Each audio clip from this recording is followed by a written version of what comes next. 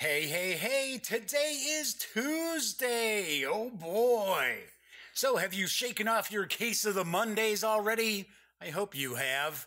Or are you sitting there at school or work or had to spend your day at school or work and are thinking, this week is just dragging along? I don't know. I have no idea what's going on in your neck of the woods. But there is one thing that I do know for sure, and that is the Daily Dope is in the air.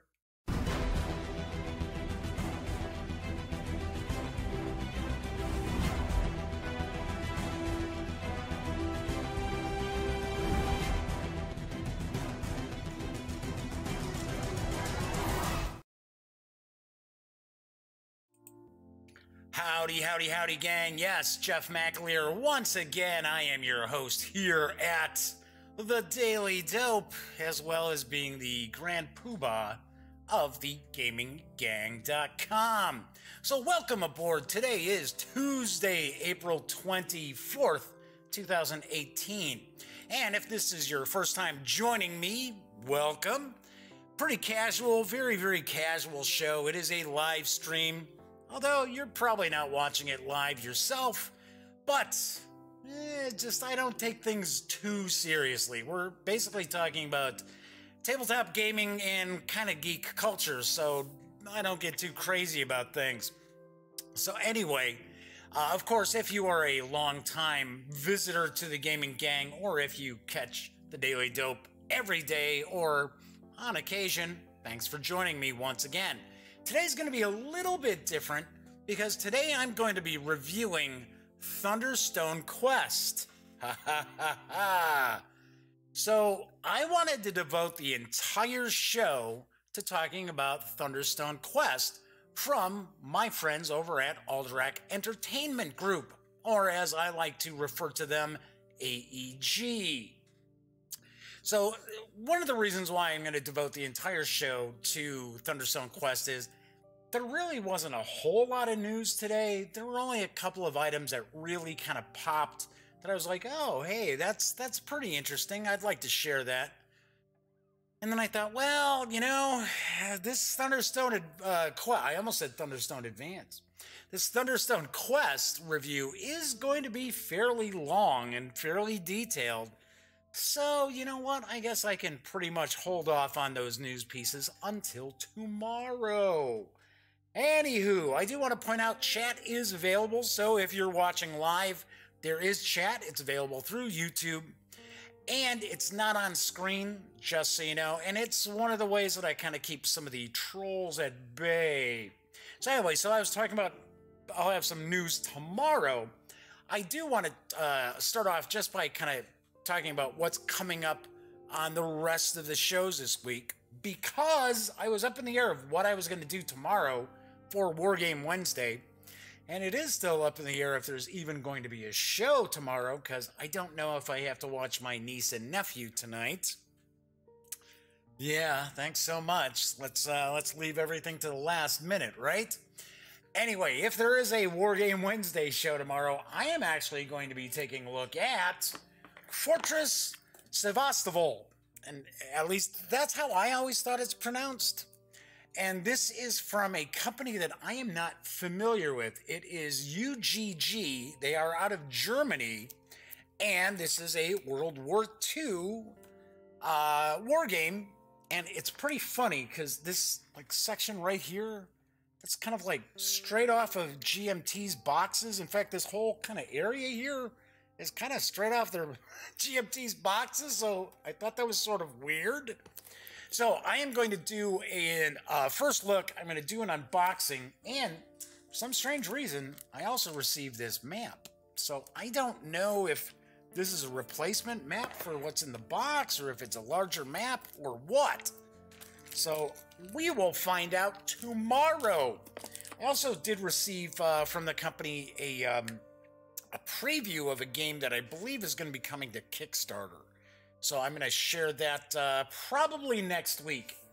So that's on Wednesday. On Thursday, I will be doing a preview, kind of review, of the Savage Seas of Nawan which is part of the Lankmar line for Savage Worlds. And if you're a fan of Fritz Leiber's Fafhrd and the Grey Mouser series of books, or if you're a fan of the Savage Worlds Lankmar series that kind of delves into all of Leiber's books about the one of my favorite fantasy duos ever, then you'll want to check it out because it is going to be coming to Kickstarter on May 1st, and I am going to talk about it and tell you what I think. Then on Friday, I will be reviewing, let me reach on over here, Of Dreams and Shadows from my pals over at Greenbrier Games. Yes, I know Fridays are usually family fun Fridays, but I really don't have anything new outside of Monopoly Gamer Mario Kart, and I have yet to get a chance to play that. So, I am going to do Of Dreams and Shadows review on Friday. Alright, so without further ado, let's jump into my review of Thunderstone Quest from AEG, designed by Mike Elliott. And before I move over to the other camera, I had to be kind of careful the way things are set up. And of course, space is at a premium again today, so I've got as much as I can fit on the on camera as I can. But this box was huge, so this is the box top. And if you have caught some of the episodes where I've been saying, oh yes, on Tuesday I'll be reviewing, I keep having to pick this box up, and this box is super heavy. It's really heavy. It's like 14 pounds. It's jam-packed with goodies. So I am not going to show everything off. I did do a first look / unboxing for Thunderstone Quest a couple of weeks back. So if you want to see a lot more of what's in this box, well, this is just box top, but you know what I mean. Be sure to check out that video. So let me move this on over here. Once again, I am down here in the Duct Tape Studios. It is, it's warming up a little in the Chicago area, but still not great. Still a little chilly and still awfully dry. And of course, I've got both kitties down here with me again today. So we may see an appearance by Smokey. She's actually, right now, I'm watching her running around, kind of chasing her tail. And Pinky is actually sitting here watching Smokey jumping around all over the place, too. Oh, she may have caught a bug. Maybe that's what she's going after. I don't know. I have no idea. All right, so anyway, we might hear Pinky chime in, but you are never going to see Pinky on camera. All right, so let me pop over to the other camera here. And I've got this set up, and I'm going to kind of explain different aspects of the game. Do have to point out, the camera is way up here.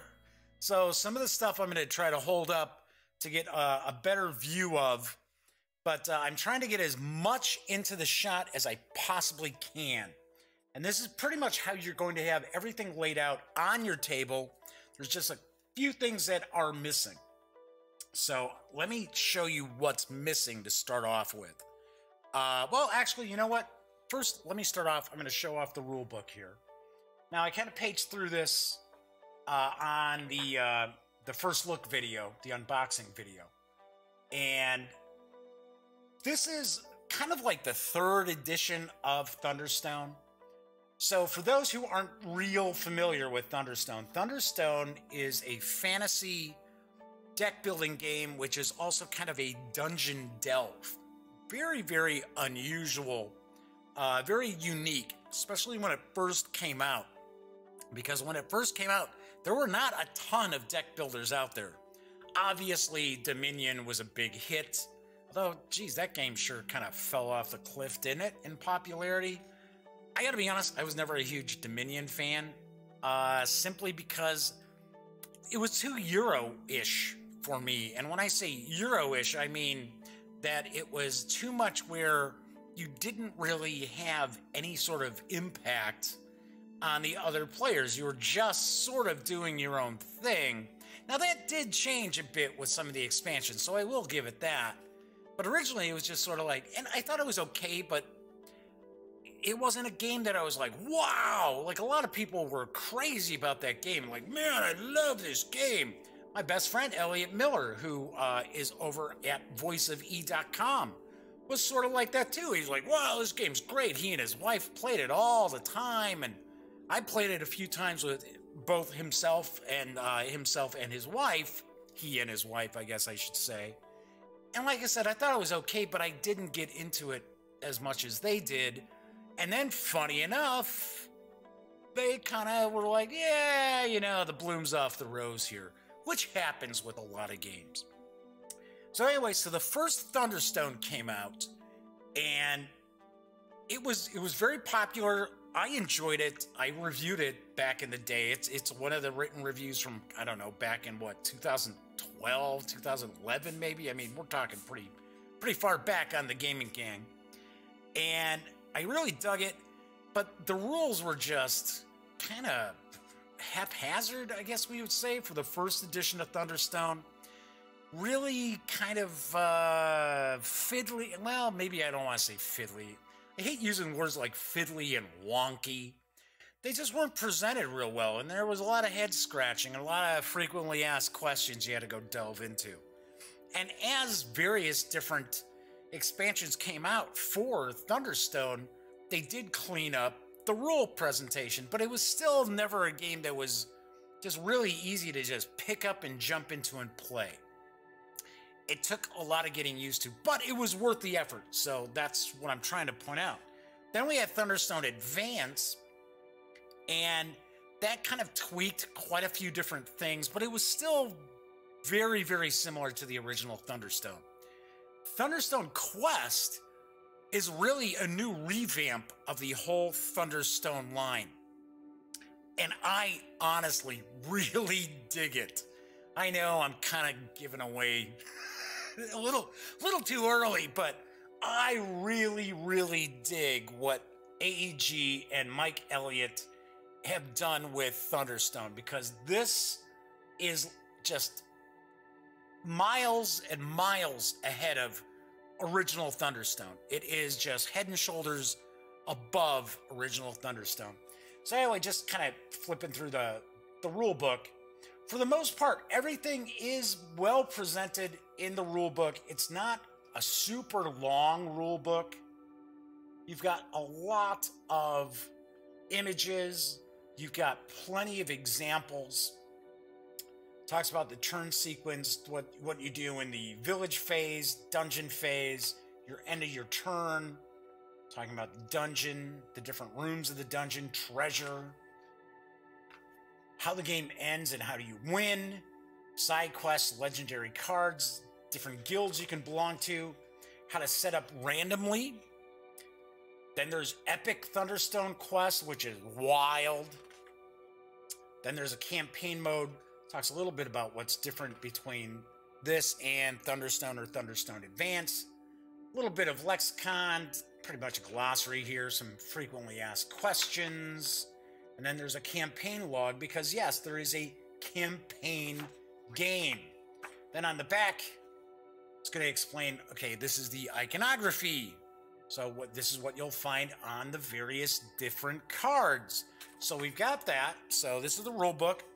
And what, 20 pages of rules? Maybe not even that. 17 pages of rules. But once again, big font, big text, lots of images. Once again, really, really nice job done by the folks at AEG to really make this easy to pick up. This is very, very easy to pick up and start playing as compared to previous Thunderstone releases or editions. All right, so we got the rule book.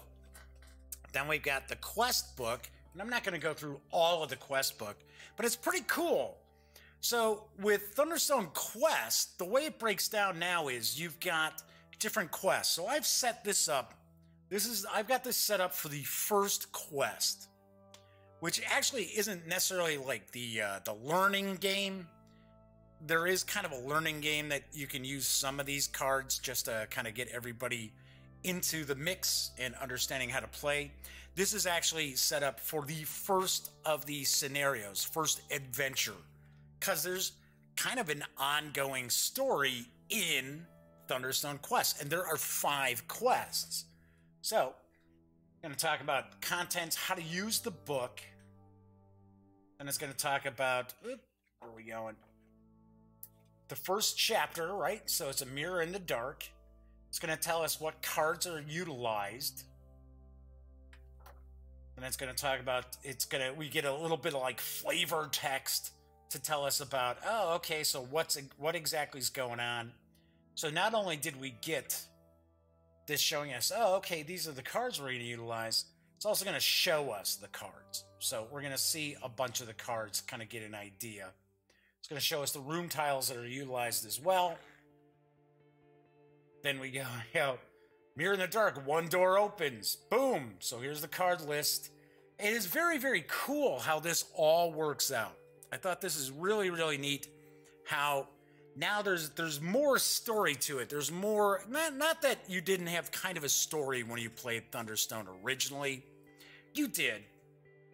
But now there's just this whole kind of like narrative that flows through your games. Now, the cool thing, though, is you can do stuff where it's randomized, like a traditional deck building game would be. So you've got different monsters. Then you got the epic Thunderstone, where you're actually using just everything could be in the running in this game. So it's everything from the various different scenarios, the different adventures, all available at one time. Really, really cool. But once again, you don't have as much of a narrative if you're going with the epic. So, all right, so what am I not showing you? Okay, so first off, this is pretty much the main thing that I am not able to put out here in front of the camera, and this is kind of like the player board. Now, I do want to point out the edition of Thunderstone Quest that I've got was the Kickstarter exclusive. This was the Champions pledge level, which I believe was the second pledge level. There were only 2. There were only 2 pledge levels.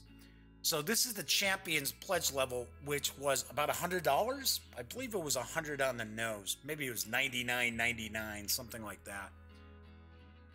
I do not know how AEG is planning on releasing Thunderstone Quest to the public.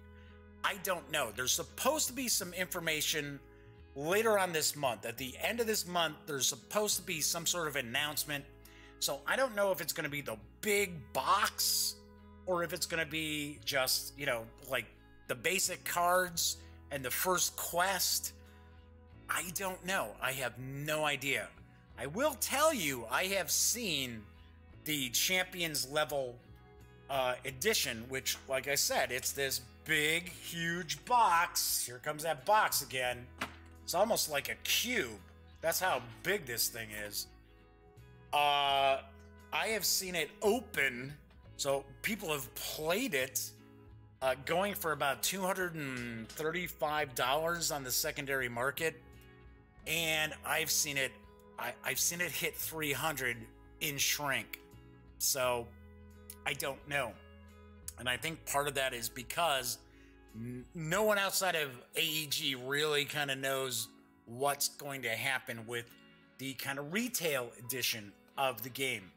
So anyway, so let me go back to this. So this is your player board. So here you're going to have your player deck. So you're going to lay your player deck down there. You're going to have your gear. These are gear tokens that are part of the game. Then you got your discard pile. Then you got your hit points. So you're going to take wounds. So the more wounds you take, the smaller your hand size is going to be. So you'll notice you start off with a hand size of 6, and it can go all the way down to just 1. And trust me, you don't want to be down to 1 card. And of course, if you're dropped down to 0 hit points, well, game over for you, my friend. Anyway, so we've got that. Then we've got this little area down here that's talking about, okay, so this is what you can do in the village. This is what you can do in the dungeon. Then we also have side quests and guild sponsorships. So a lot of this stuff is brand new. So the gear tokens are brand new. These side quests and guild sponsorships are brand new as well. So this is where you're going to have all your stuff. So every player is going to have this off in, pretty much sitting in front of them. Oh, and your experience points will go there. So your experience point tokens are going to go there as well. So really, we're not missing out on anything by me not having this right on screen for you, because this is just something you're going to have off to the side. Alrighty, so everybody's going to get one of those. So let me grab another sip. So to start off with, every player is going to get a basic deck of cards. Pretty standard stuff as far as deck building games. One thing that's a little bit different is most deck building games, you're going to have a starting deck of 10 cards, and usually you have a hand size of 5. Here, a little bit different. So your starting deck size is actually 12 cards, and your maximum hand size will be 6 cards.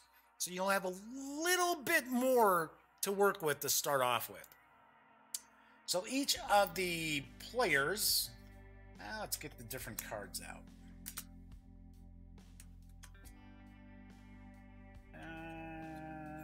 Yep, got them all.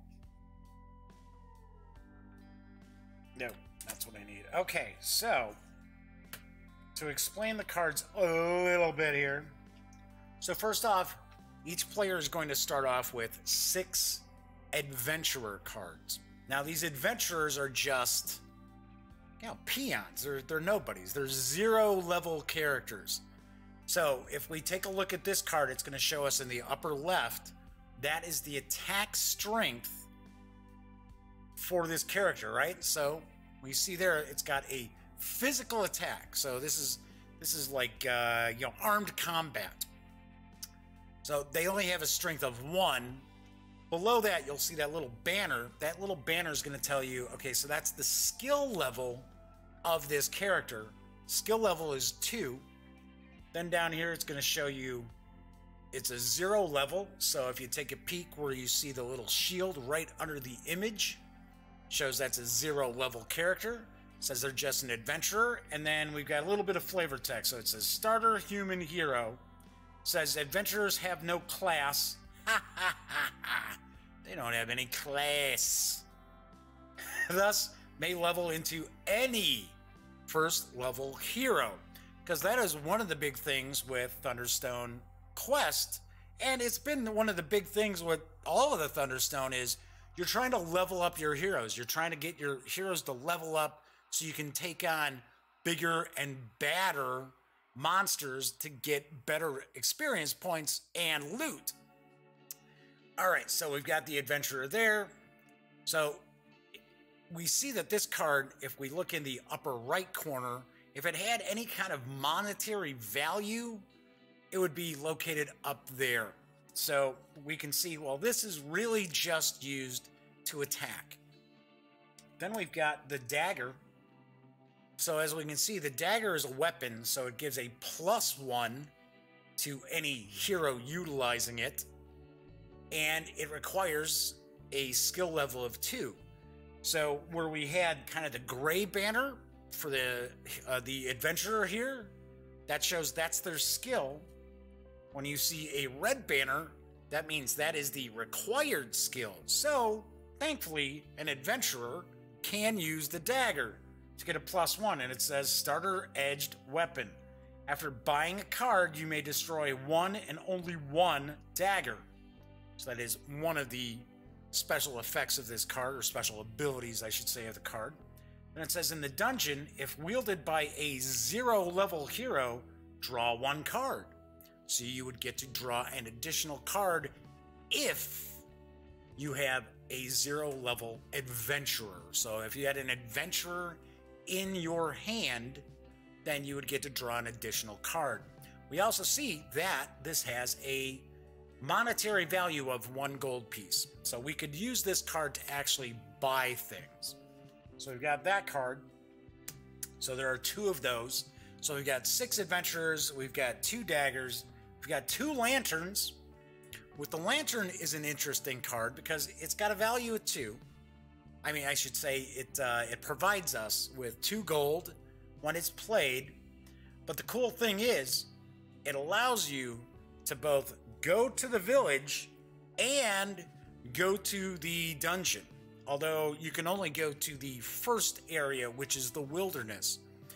But the card also provides 1 light, which light played a really big part in earlier Thunderstones.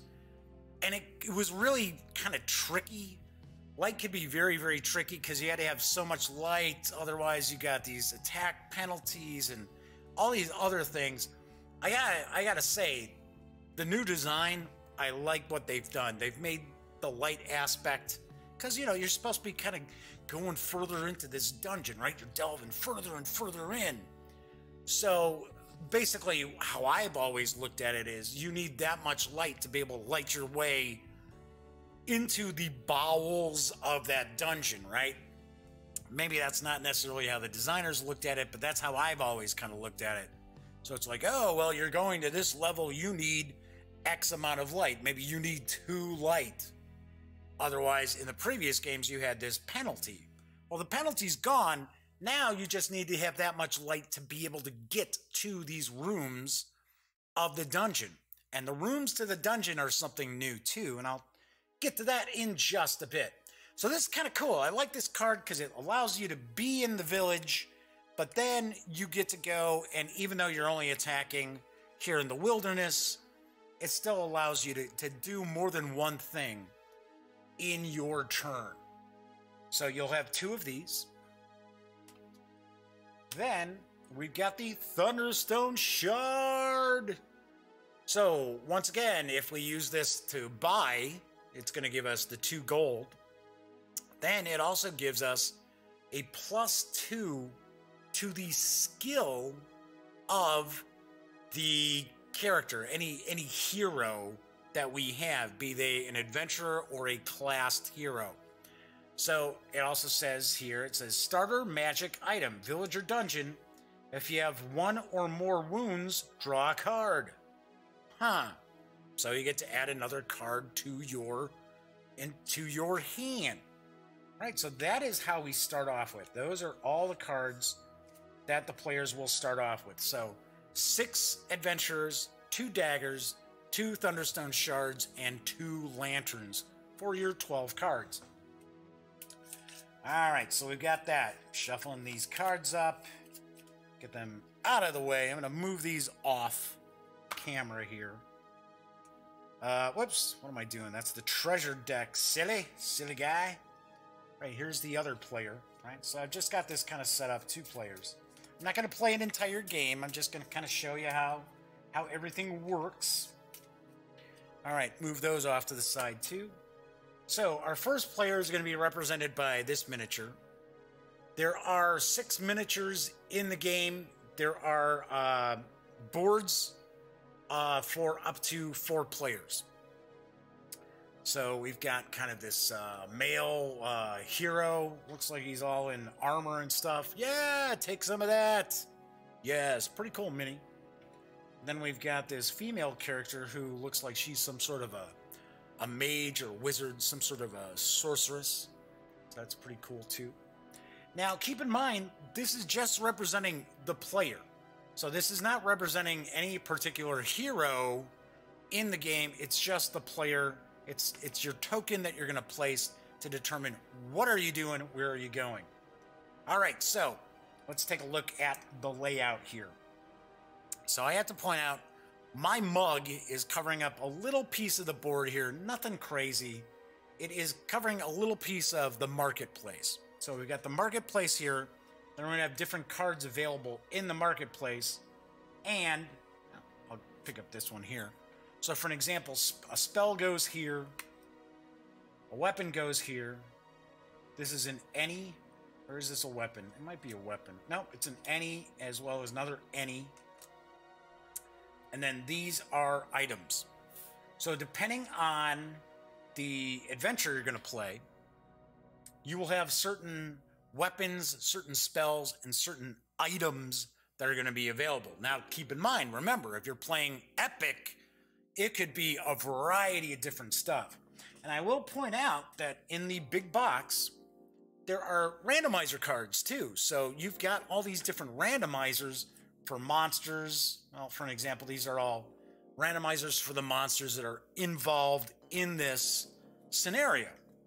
So you can actually, just like a lot of deck building games, you can take certain aspects, you know, certain monsters, certain weapons, certain other items, and put them into a deck where you're going to randomize. All right, so we're going to draw 3 different kinds of monsters. Boom, boom, boom. Those are the monsters we're using for like the one level. Boom, boom, boom. You got another deck. There's the monsters that we've got for the second level, so on and so forth.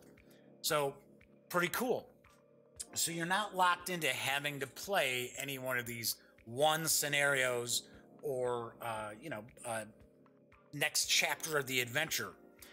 That was another thing I really do dig about Thunderstone Quest is that you really have an option to kind of play it however you want to play it. If you are one of these people who is really big in role-playing games and things like that, like I am, I dig the fact that there's kind of a story behind each of the 5 quests.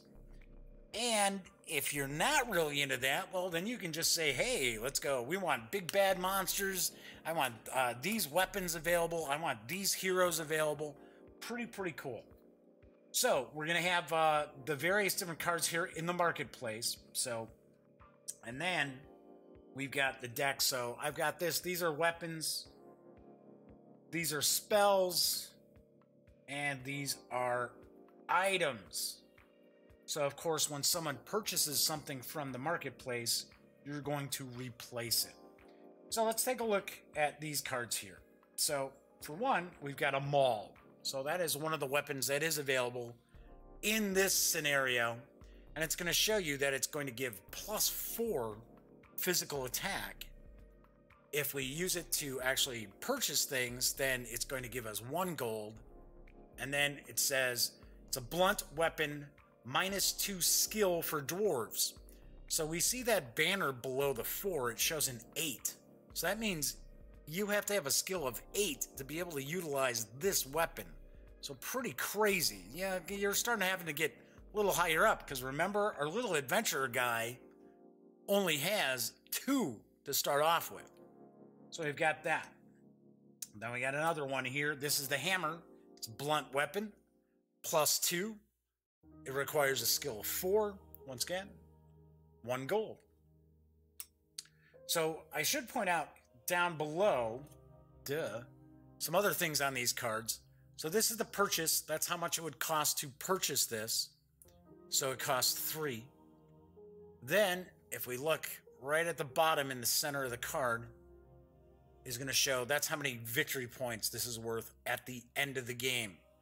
So that is another thing that I really like about Thunderstone Quest is it's been made very easy for you to figure out, okay, so how do you score these victory points? Where are these victory points going to come from? And I'll get to that in just a moment. Okay, so then we got a short bow. And we see here, if we use this card to buy, it's going to give us 2. Gives us +2 as far as a physical attack. And then it's going to require a skill of 4. There's a little asterisk here too. So that means it's going to actually be easier for the elves. So it's going to, for an elf character, it's going to give +1 attack. And if it's a rogue character, then it's going to be -1 skill required to utilize this. So rather than having a skill of 4, they would need a skill of 3. So that is that weapon there. Then, if we take a look, this is magic. Okay, so right up here we see this is a magic. It's a magic attack with an attack value of 3. Here's the interesting thing with magic. So with a magic spell, this is a magic spell card, you can cast this without having a hero in your hand. Weapons, you require a hero that's got a skill level to utilize that weapon. Spells are different. Spells can just be cast and they automatically will do this sort of damage. So we see the fireball here. It's going to cost 8 to purchase, so it's pretty expensive.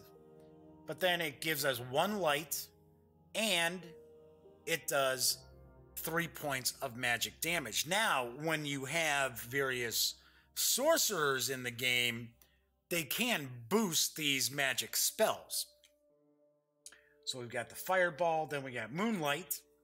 So moonlight is 1, and it shows you'll get 1 light for each wizard you have. So of course, that's saying, well, okay, you get 1 light for each wizard you have in the hand that you're playing.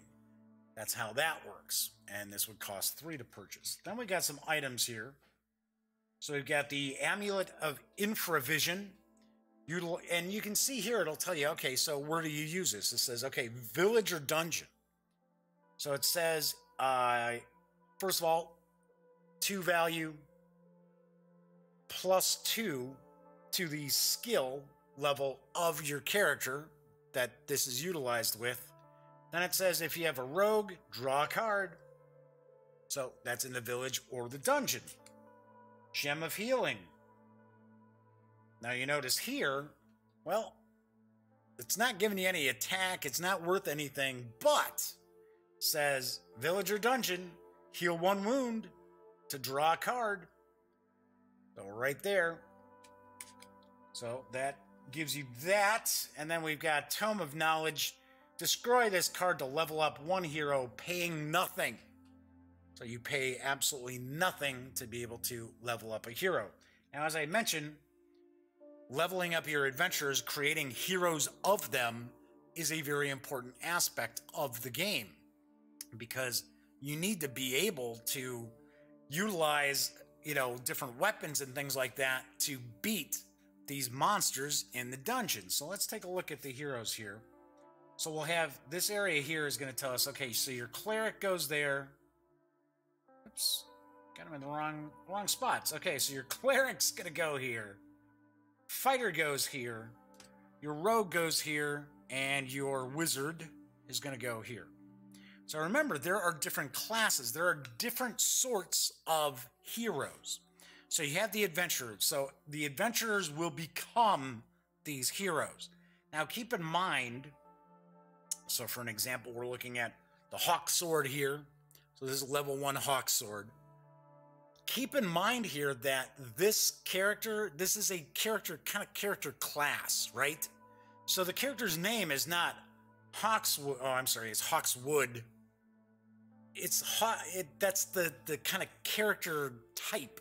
That's the character class. So I know some of the players, some of the folks in the gang kind of had a hard time with, well, wait a second, so how come I've got this person in my group and you've got this person in your group too? And it's like, no. It's just the kind of character. So for an example here, so this is a rogue. So it's going to tell you, okay, so the rogue has an attack of 1, skill of 3. If you're playing this card to buy, it's going to get you 1. It's going to tell you you also get one light for this card. And it shows right here. See, we've got that shield in the middle once again. It shows a 1, so that's a level 1. So it says, okay, so this is a... Wait a second, what? I can barely make that out. Hang on. Yeah, pop my reading glasses on for a second here. I can't really make out. Oh, avian. Duh. Trying to figure out what the hell was that? Like, all right, because you can see there's wings. So the cool thing too is you have these keywords, these various different keywords on all these different cards. So you will see that there are some keywords that interact with each other. So it is an avian elf rogue hero. Okay, so that's level 1. So normally if you were going to level up an adventurer, you would pay the new level +2 So a level 1 would cost you 3 experience points to level them up. So we'll see here, we got the level 1, then we got level 2, and then we've got level 3. And as you can see, as the various levels increase, the characters become much more powerful, as well as give you special abilities that the earlier levels don't have. Now, one of the things you got to keep in mind for these heroes is that you can't level up to another level if the other level cards are gone. So if you're sitting there and you're basically looking at you've got your level 1 and everybody else has been getting this sort of character, and now everybody's purchased the level 2. You don't have any level 2s left, but you're stuck at a level 1. Well, you're not going to be able to level that hero up. So you got to kind of pay attention. And these are in the level order. So you go through 1s. So once all the 1s are gone, you're going to see level 2 is sitting there. Now, of course, as other players are leveling up these heroes, you're going to see that you may not necessarily see right off the bat that there aren't any level 2s. So, and at any time you can go through these cards and take a look. So we've got that. So we've got the different heroes here. So once again, as I said, got a cleric, got the fighter, you got the rogue, and you've got the wizard. Now, for an example, this character class here is actually a rogue and a wizard. This character here is actually, whoops, right here, is a cleric and fighter. So you'll see some of these have kind of dual effects. Right, so moving right along. Up here, we've got the Bazaar. And the Bazaar is simply these new gear tokens. So you got these new gear tokens that you can purchase. You can get bread for 2 gold. And bread allows you to cash a bread token in for basically +2 to the skill level of your hero for that round, or +1 gold. These are lanterns. And by lanterns for 3, you can spend that and get +1 light. And then we've also got the potions, which are 4 gold. You can spend the potion and heal a wound. Simple enough. Now, the other areas of the village are the temple, which if you place your hero in the temple, you can actually take one of your cards in your hand, put it back on top of your deck, and you get to heal an extra wound. Or you can go to the shop of the Arcane Wonders, and for 10 gold, you can purchase a treasure. So these are something new too. So these treasures are pretty cool, because not only can you get them from the shop of Arcane Wonders, but you can also get them from defeating monsters. So you're going to see here, so for an example, that's a treasure. And you can tell a treasure card because it'll have gold at the bottom. So these treasure cards can also give you victory points at the end. So this becomes a hero who's part of your group, right? So a lot of these they're just one of them. So it's pretty cool. So you can get these treasures, and sometimes it's an item, sometimes it's a character, and you're the only one who gets it. So I thought that is pretty cool for the different treasures. Now, there are treasure caches where you just basically discard the card. Well, you don't discard it. Well, yeah, I guess you would discard it.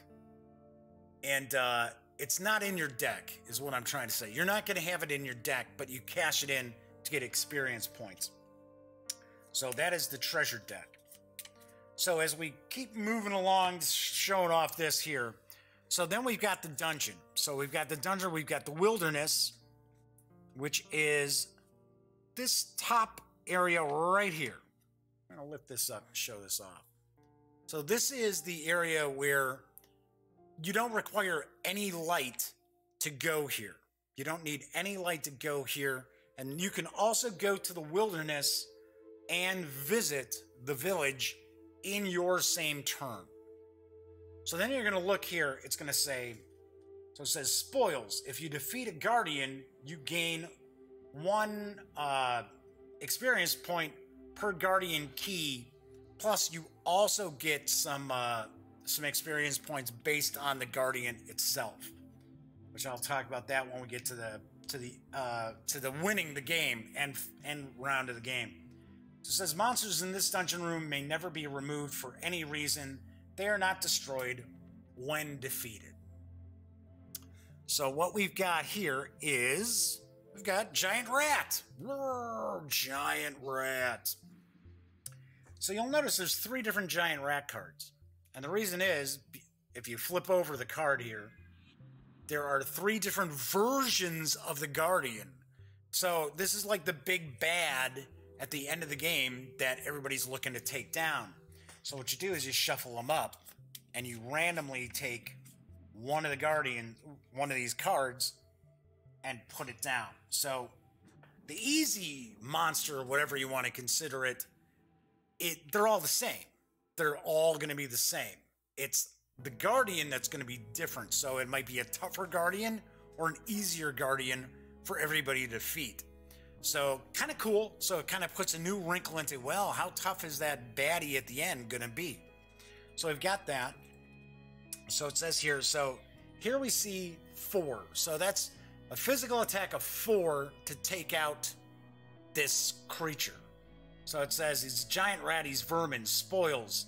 You may level up one of your 0 heroes, 0 level heroes, an adventurer, ignoring the cost. So one of the key reasons why you're going to go to the wilderness is to be able to remove those adventurer cards out of your deck and replace it with a level 1 hero. Super, super important because, you know, and it's funny because some of the guys in the gang who get together, we play stuff, are friends of my nephew Cameron, who's 16. So some of his friends are, 16, 17, 15 years old, what have you. And one of the concepts of deck building games that I keep trying to explain to them is your starting deck sucks. So the starting cards you have suck. You're supposed to cull those cards out of your deck. You're supposed to be getting rid of them and replacing them with good cards because you want a small deck that's going to just keep cranking out really cool cards that you've bought or earned or what have you, right? They don't seem to catch on to that all the time. Some of them are like, oh, well, the bigger the deck, the cooler it is. And it's like, no, get rid of those starter cards. So that is one of the ways that you get rid of your 0 level adventurers and replace them is by going into the wilderness to fight. So then we've got the dungeon rooms, which this is another cool aspect of Thunderstone Quest, because in earlier Thunderstones, you were just going ranks, right? So you had a monster. Okay, so you could go fight that monster. It didn't cost any light. All right, then you had the next monster. Well, you had to have so much light, so if you didn't have enough light, you were going to take a penalty. Then you had the next rank. Here it's different. Here things have changed. Now you've got these dungeon rooms. I'm going to move that off here for a sec. And on the back, it shows, okay, so what level is this? So it's 1 through 3. So, which is cool. Now you notice it's got this, so you can actually take all the 1 tiles for the different adventures and put them together. So when you're doing like epic or you're doing something completely random, you can shuffle them up and draw them. But for this adventure, this is the specific tile that goes here. So it says it's an abandoned cave. So it's showing it's level 1. So once again, this really doesn't have anything to do with anything except for the monsters that would occupy it. Then it also shows us we don't require any light to get to this area. So this is an abandoned gate. And occupying this dungeon room is a goblin warrior. So it shows he's got a physical defense of 4. So basically, you need to equal this or higher to be able to destroy this this monster, but we also see that he's got armor. So whenever you see that there's this little circle next to the big circle, that's going to be either some sort of armor or some sort of magical protection. So it shows us he's Goblin Warrior, Humanoid, Goblin Grunt. So it says -1 armor for each wielded edged weapon. So we see here, so his armor is 3. So effectively what that's telling us is the first 3 points of attack will be ignored. That's all that really means. So the reality is, in a normal situation, you would need 7 attack points to defeat him. But if you're using edged weapon, now remember, a dagger is an edged weapon. It's actually lowered. His defense, his armor is lowered because of that. So, and then we'll see, okay, so he's worth 3 victory points. And if you defeat him, you will get a piece of bread, a gear token for the bread. But then, as we look at some of these other rooms, there's other kind of cool stuff going on, right? So now we've got, here's a mine. So this is the mine. So now we look, oh wow. So it's adding 1 to the difficulty of whatever monster's in here. And it's telling us that if we defeat the monster in here, we'll get a bread token. So in here, we have a Kobold Snatcher, and it says Humanoid Kobold Skirmisher. If you move through this room, discard 1 weapon. So here's some other items. Let's just hold up the card. Some other items on the cards for these monsters and that. So if we see an exclamation point, that means you can't just pass through this room. So that's something else that's new to Thunderstone Quest, is just being able to pass through rooms. You don't have to fight every monster along the way to get down into these ranks. So if it's got an exclamation point either on the creature or on the dungeon room, that means you have to do something, you have to stop. So it tells us, okay, so if you move through this room, discard 1 weapon. That's what this is telling us has to take place. So once again, this creature has 5 + 1, so this creature becomes a 6. So the Kobold Snatcher takes 6 points of damage to destroy. So here we've got a Cankerous Spider. Now we're down in a Sunken Well. So we see there's a +1. Now we see up in here, there's a 1. So you need to be able to spend 1 light to get into this room. So you've got a Sunken Well. Tells us, okay, so we'll actually gain a lantern in this room. And there's a Cankerous Spider. So it says Giant Vermin Spider Terror. So takes 7 points to defeat this. And then we see here 2, I want to say they're venomous wounds, or it's a special wound that you have to take care of. See right there? So it gives you 2 wounds, but they're the heck? Where are they? Let me see. Festering, that's it. Festering wound. And it tells you, give this card's boost to the monster you battle this turn. So right there, 2 festering wounds. So you would have +1, +1. So kind of cool. It's got some different stuff. So this tells you what's going to happen. So for an example, now if we look at the other room here, the crypt, this is a really good example. So it's telling us, okay, stop. Takes 1 light to get there. And then it says, unless you have a rogue, discard 1 gear token after moving into this room. So then we've got a Hobgoblin Lieutenant. He's an 8. It says Humanoid Hobgoblin Brute. Discard 1 weapon with the attack symbol or 1 hero with magic before the battle. Okay, so that's telling us, okay, so that's before the battle. That's going to take place. That's from your hand. You're going to have to discard that. So here we see the crypt also will cause a wound, and after battling the Hobgoblin Lieutenant, you take 2 wounds. So it's also showing us in the crypt we get an extra experience point, and if we defeated the Hobgoblin Lieutenant, we would get 4 experience points. And then of course in the next level, it's much tougher. You got much tougher opponents to fight. So then we've got level 3. But we'll also see some, like for an example here, this is the vault. It's going to tell us, oh hey, we're going to get a treasure card. So the way it's set up right now, we've got Lib the Fighter, Undead Ancient Adventurer. We see here that he also will provide us with a treasure card if we defeat him. But of course, we're also going to end up taking 3 wounds if we look in the bottom right corner. So pretty cool how all of this kind of operates. All right, so if we were starting out a game, right? So we've got 2 players. I've got it set up, let's just say, for 2 players here. So the first thing is we would have our deck. So first player's got their deck. Let's get this shuffled up. So they're going to have that. Then they are going to get a side quest.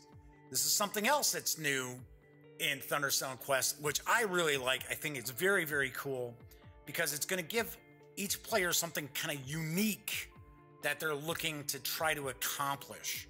And there are legendary cards which come into play when you're playing like a campaign game that are very, very cool if you complete your side quest. So you're going to shuffle up the side quest deck, and each player is going to get 3. They're going to get 3 side quests. They're going to choose one. So let's say, for an example, we get the first player here. It says, find the orb, find Blood Drinker, find Hoggern's Axe. So it says, after defeating a monster, if you have 3 or more hero classes and no more than 1 light, reveal this side quest. So it says, without the dark, there is no light. It says, when revealed, add the legendary item Orb of Light to your discard pile. So it's like, oh, cool, nice. After defeating a level 2 or higher monster, which gives a wound, if you have a cleric, reveal this side quest. It says, when revealed, add the legendary weapon Blood Drinker to your discard pile. And of course, these are legendary items right here. So I thought that was very, very cool that you get these side quests. You get to choose them. So it kind of gives you an idea. Okay, so this is kind of what I'm trying to do here. And it gives you an opportunity, usually, to get one of the legendary cards. Then you also are going to select, okay, so what guild are you going to belong to? So you got the Mages Guild, you got the Thieves Guild, you got the Warriors Guild, and you got the Healer's Order. And this isn't secret. You don't hide this. You hide the side quests until you successfully, hopefully, complete a side quest. These remain out, and if everybody wanted to, they could all be part of the Mages Guild. It's completely up to them. So for an example here, for the Mages Guild, it says when you defeat a level 1 or higher monster, if you have a wizard and you have a spell, the monster gains you an extra victory point, experience point, whatever. So Thieves Guild, same kind of thing. If you've got a rogue. Now remember, it's in your hand is what it's talking about. Warriors Guild, if you have a fighter. Healers Guild, if you have a cleric. Pretty easy peasy there. So, all right. So, let's say they've got their side quests. They've got their guilds that they belong to. So the first player is ready to play. So they're going to draw their 6 cards. Let's see what we get.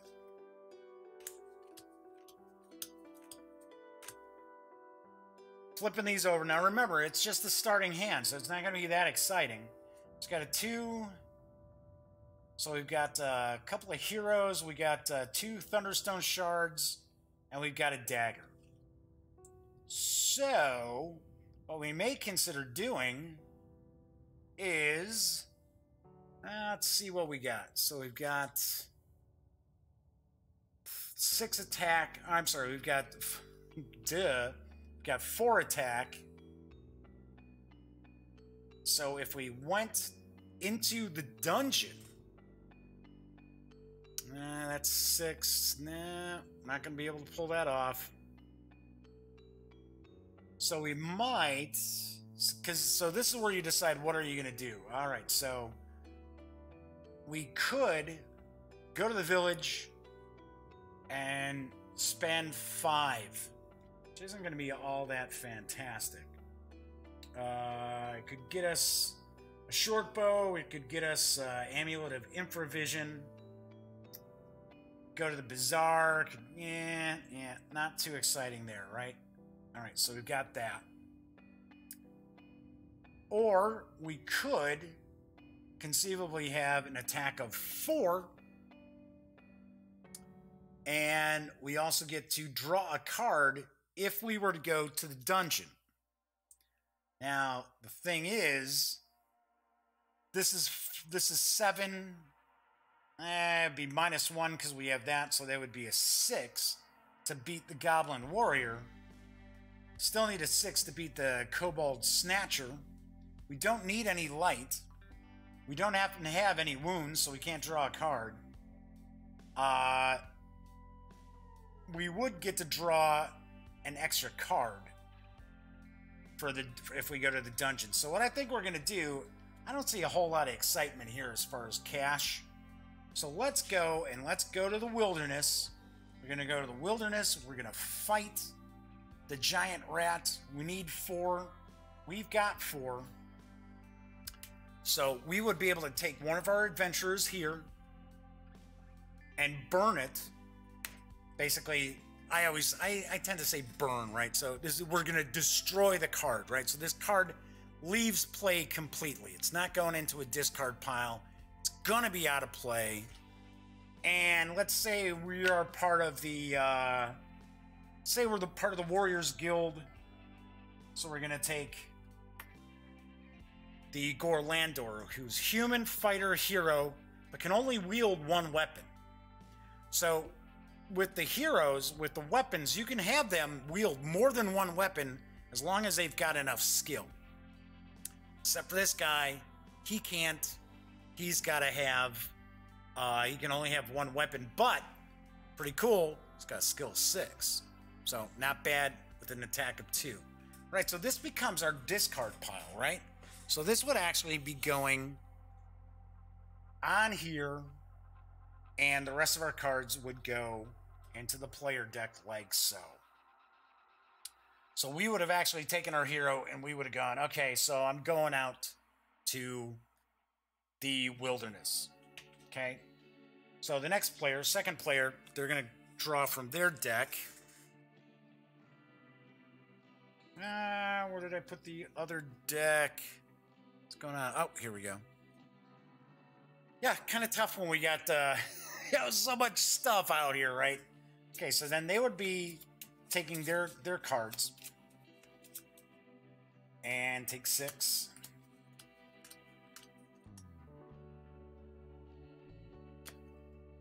Okay, so they've got a lantern. So remember, that lantern allows you to go to the village, but also go to the wilderness. So this should be pretty cool. Hopefully, let's see what we've got in the rest of this hand. So we got the lantern. We got 1, 2, 3, 4. Sweet. Okay, so alrighty. So what we could do is we could go, and remember, you pick where you're going, right? You pick where you go in the village. So you can either go to the bazaar, you can go to the guild's quarter, you can go to the temple, basically, or you can go to the shop of arcane wonders. You can also, remember, anytime you're in the village, what's going to happen is you're going to heal 1 wound, and you can also, because it's right here on your card. Oops. All right. There. Okay, so whenever you're in the village, it's going to tell you you can heal a wound, so you automatically heal a wound. you can buy a card from the marketplace, or you can also level up one hero. Now, you can only level up one hero in your turn unless you go to the guild's quarter. Then you can level up two. From my experience, you don't find yourself in the guild's quarter too often, especially because you have to spend experience points to level them up. And remember, those experience points also count as victory points at the end of the game. All right, so we'll say, all right, so second player went to the bazaar.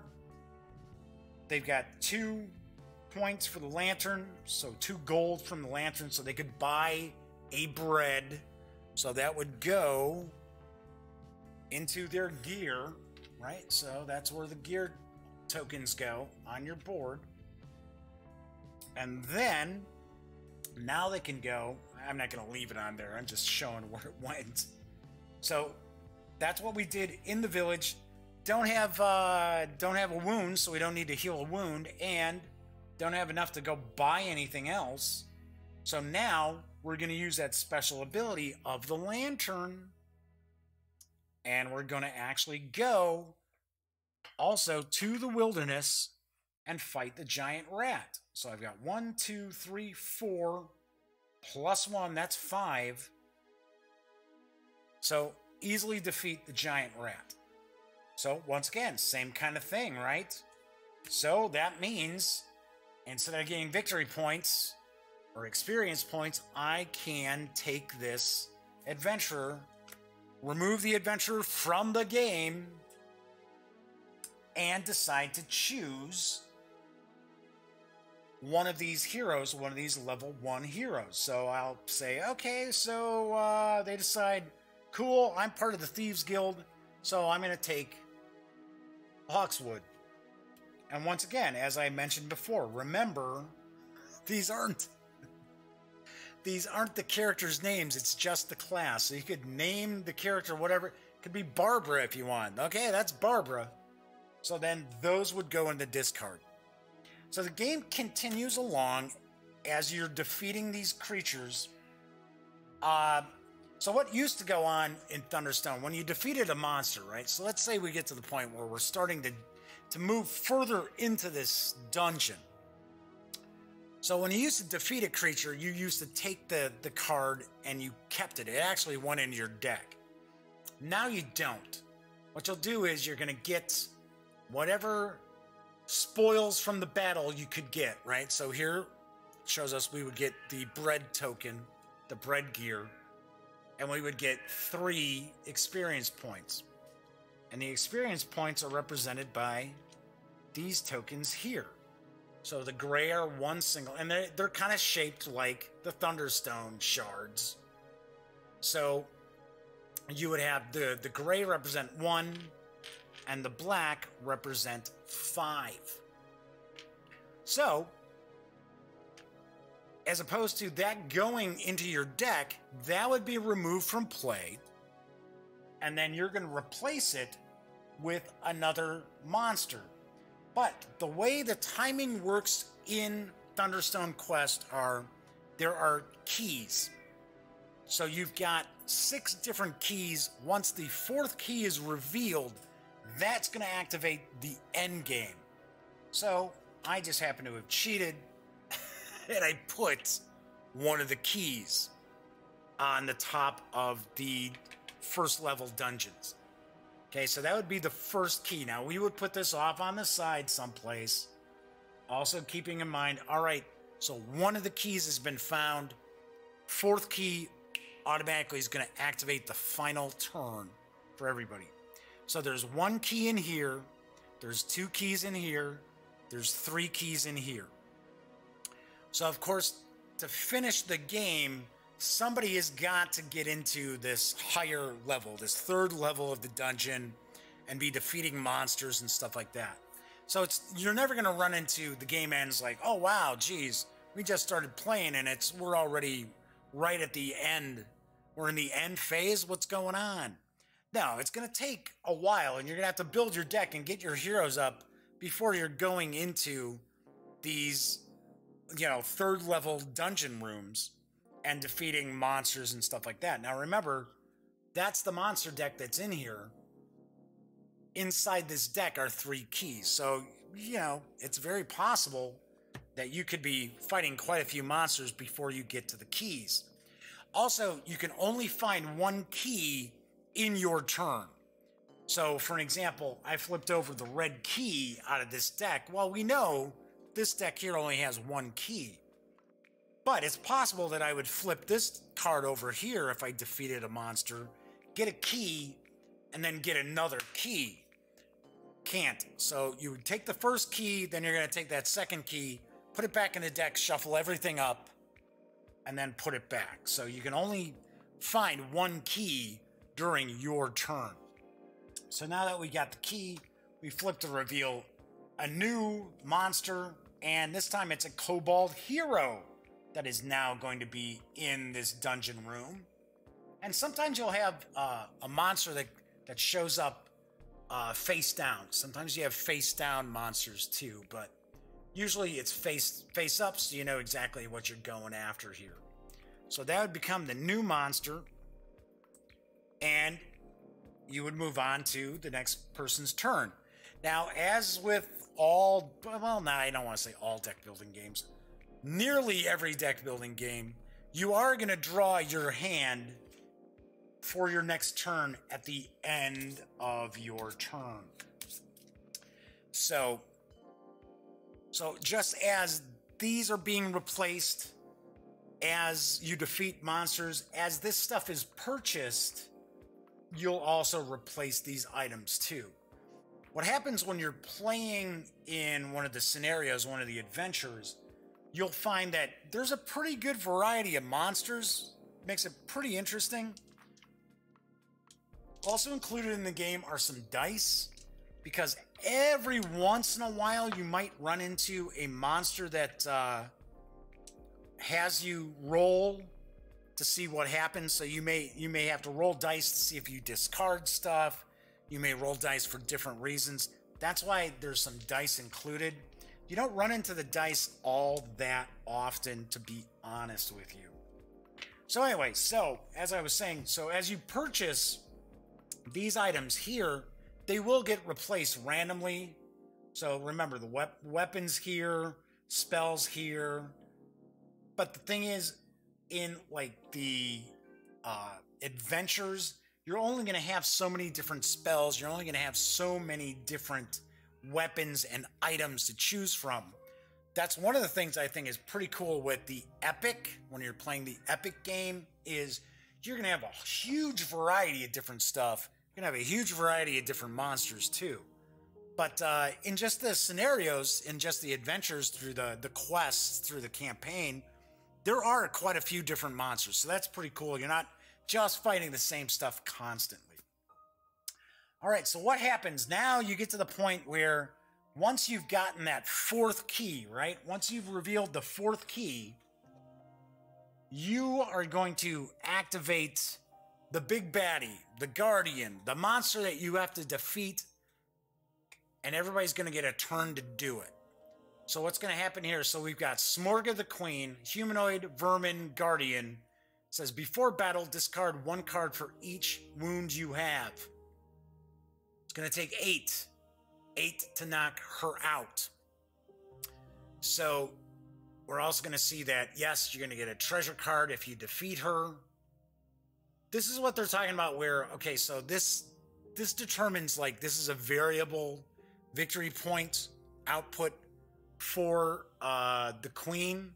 So what you basically do is the attack hand that you get is divided in half. So for an example, if you had an attack hand and you had, let's say, 15 points, 14 points, well, obviously that's way more than 8. You're going to kill the Guardian, but you're going to get half of that attack as your victory points. So you get 7 victory points.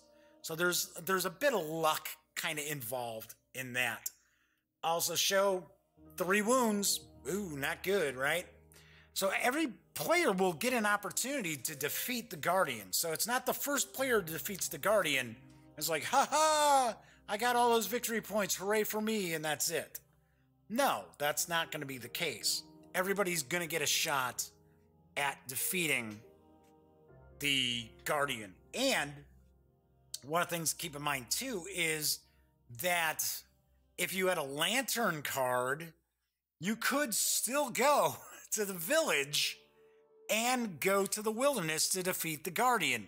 It's very important to remember that in the last turn, if you've got a lantern card, and you have some wounds, it makes sense for you to go to the temple, get healed up.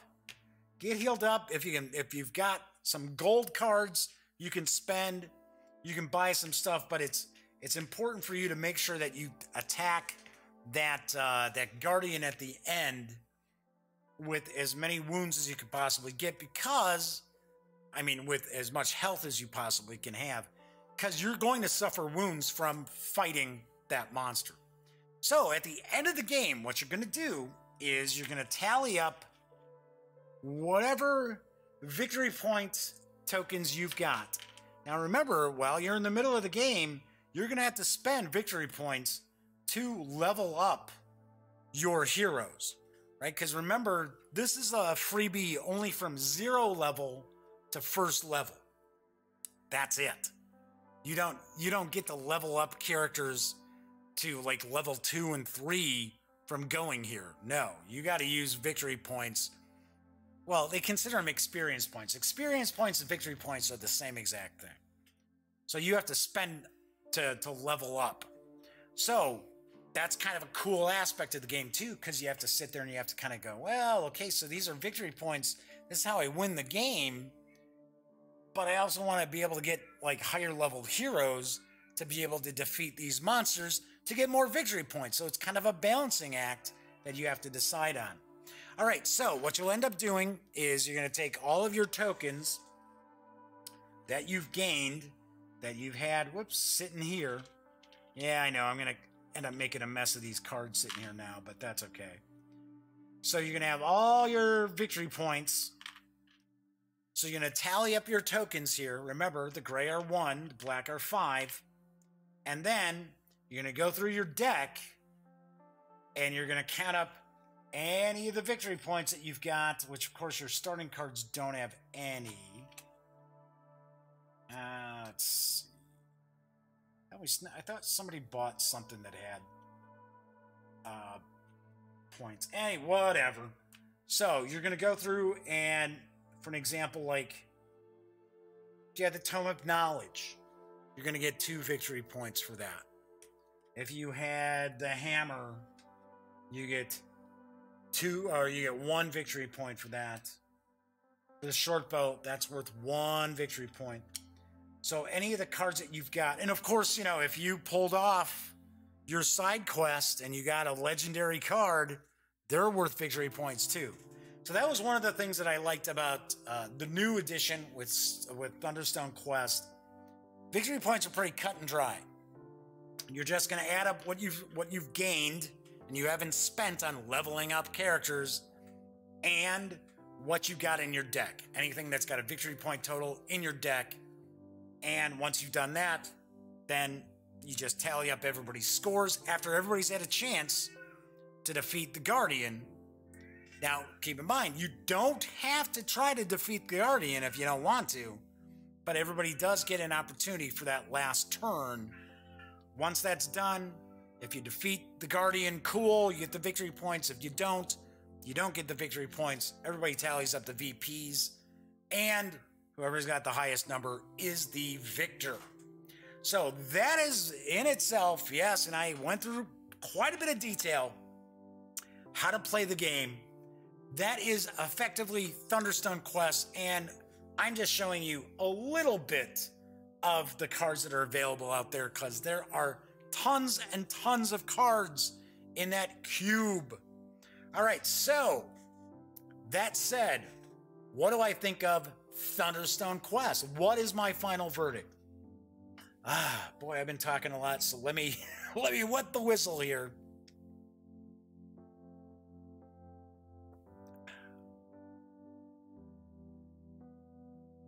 All right, so I kind of gave you a clue early on what I think of the game. Because I said I liked Thunderstone. I enjoyed Thunderstone. I thought Thunderstone Advance really, really made the game much easier for people to kind of get into to start playing. Although still, it wasn't perfect. I think Thunderstone Quest is awesome. I think it is excellent. It is jam-packed with goodness and replayability. I love the fact, I love a lot of the new stuff that's been added to the game. I love the fact that you got these treasure cards that only you can have. Although sometimes you get a treasure kind of trove and it gets just experience points, which is fine. But I do like the fact that you got these treasure cards that are just like one kind of card. So if I might get some hero that joins my team. Nobody else is going to be able to get that card. I like the legendary cards. I think the legendary cards are very, very cool, especially if you're utilizing like different campaign game stuff. So I think those are pretty cool. I like the variety of different heroes that are available. And like I said, the kind of hero classes. And in some of the different quests, there are the different heroes, and the different heroes kind of have a different vibe to them. So I thought that was pretty cool. Really enjoyed that. I like the fact that now you've got these dungeon rooms. So you're not just going through, okay, well, this is the first rank, doesn't take any light. Second rank, okay, you need this much. No, now these rooms actually kind of serve a purpose. And there are quite a lot of rooms as well. So there's all these different rooms involved. So I thought that's cool. And they all have different kind of catches to them. Some of them, make the creatures that you're fighting tougher. Some might cause you wounds.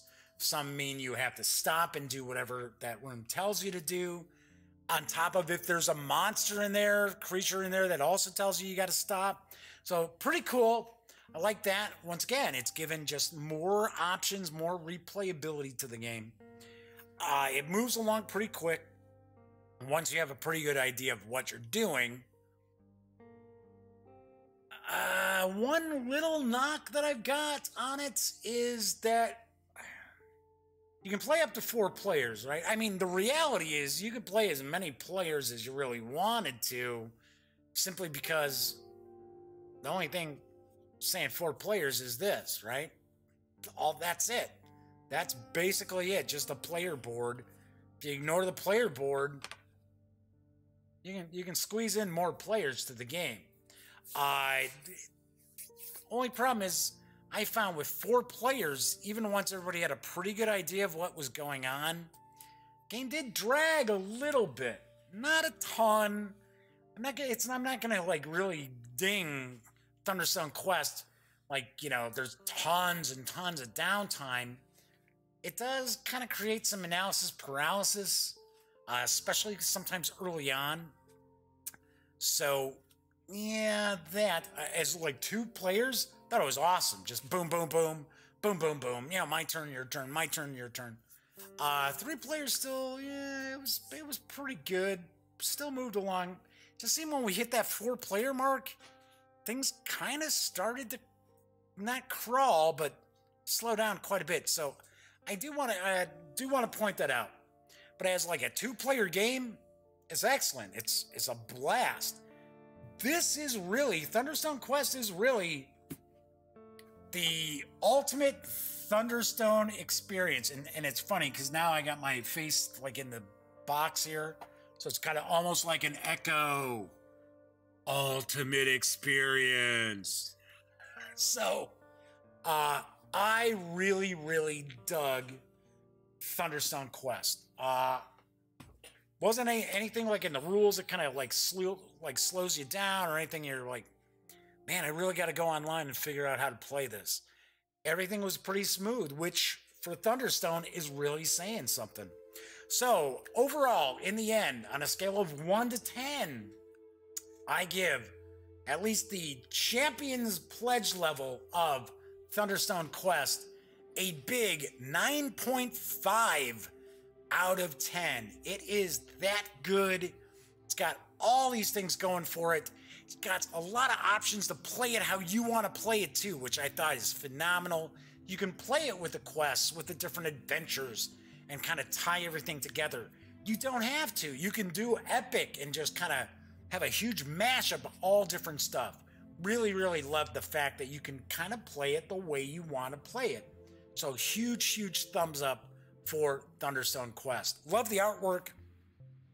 I think really AEG got to give them a big round of applause, because I was a little concerned because I thought Thunderstone Advance was good.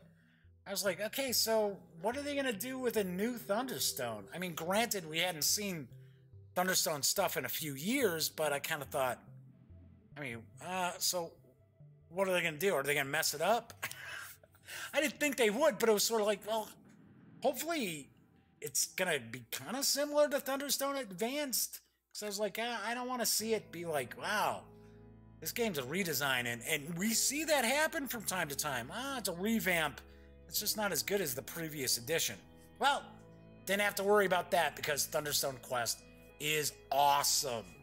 All right, so that is today's show. See, now you know why I didn't do news, because clocking in almost an hour and a half. So this is a pretty jam-packed show just by doing the Thunderstone Quest review.